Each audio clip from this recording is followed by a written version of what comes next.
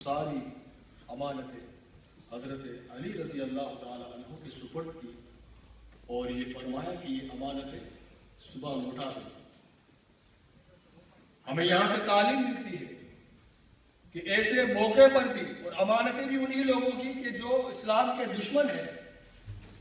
मगर हमारे नबी सल्लल्लाहु अलैहि वसल्लम ने हमें ये तालीम इरशाद फरमाई कि कभी भी अमानत में खयानत मत करना। ये भी कुर्ब क़यामत का ये वक्त है, कुर्ब क़यामत है। इस ऐसे दौर में अमानतों में खयानत होती है, अमानतों में खयानत की जा रही है।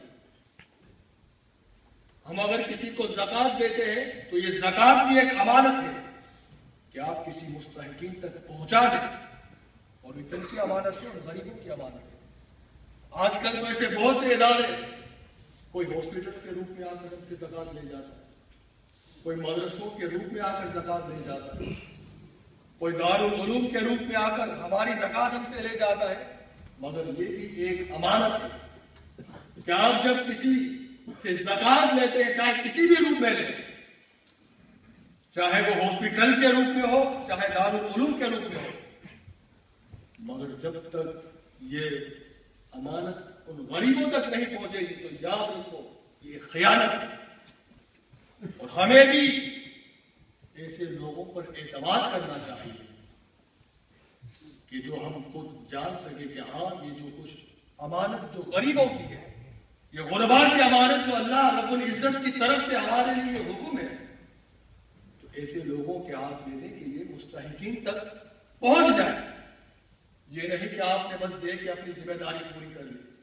हमें मालूम होना चाहिए कि हमारा पैसा ये कहाँ जा रहा है, आया कि जिनके लिए लिया गया है उन तक पहुंचा है, क्योंकि ये भी अमानत है कि जिन किसी के हवाले कर रहे हैं।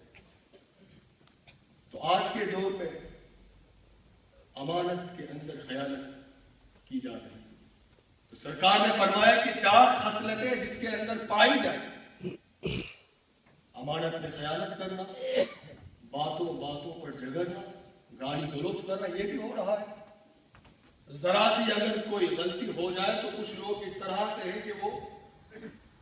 एकदम लाल पीले होकर ये नहीं जानते कि हम क्या बोल रहे हैं, ये नहीं जानते कि हम किससे बात कर रहे हैं, क्या कह रहे हैं, बल्कि गाली गलौज पर उतर आते हैं। या फिर झूठ बोलना, ये किसी से वादा करके उस वादे को तोड़ देना, ये 4 खसलतें वो है जिसके अंदर पाई जाए, नबी करीम सल्लल्लाहु अलैहि वसल्लम ने फरमाया वो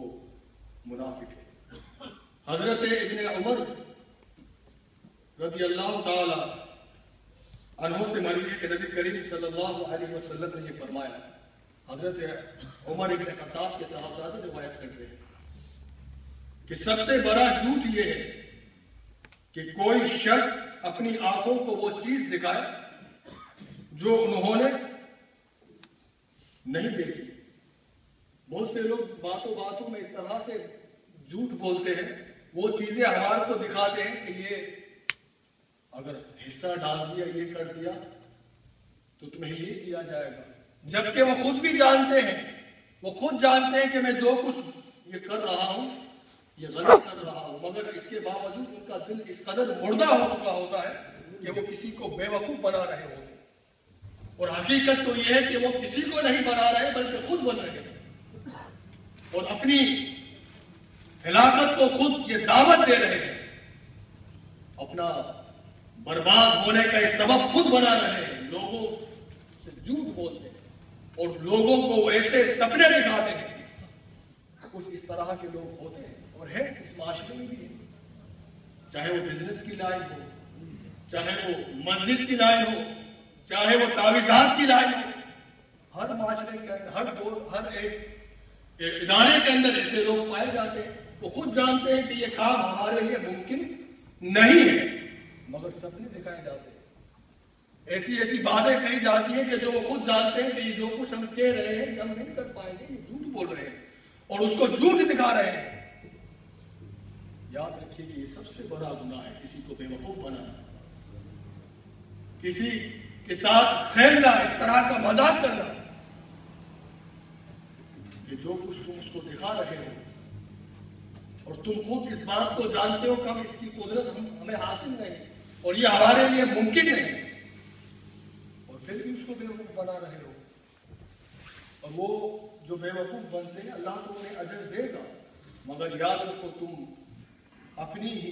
بربادی کو دعوت دیتے ہو۔ اور یہ سب سے آج جو پریشانی کا یہ جو رزلٹ یہی ہے کہ ہم لوگ نہ جانے کتنے لوگوں کو بیوقوف بنا جاتے ہیں، کتنے لوگوں کے ساتھ ہم دھوکہ بازی کر جاتے ہیں، کتنے لوگوں کی امانتوں میں ہم خیانتیں کر دیتے ہیں، اور پھر اس کا صلہ ہمیں یہ مت سمجھے کہ آخرت میں ہی ملنا ہے، بلکہ دنیا میں بھی اللہ تعالیٰ ہمیں اس کا عذاب دے دیتا ہے۔ آخرت میں تو ملنا ہی ہے، مگر دنیا میں بھی جو کچھ ہمیں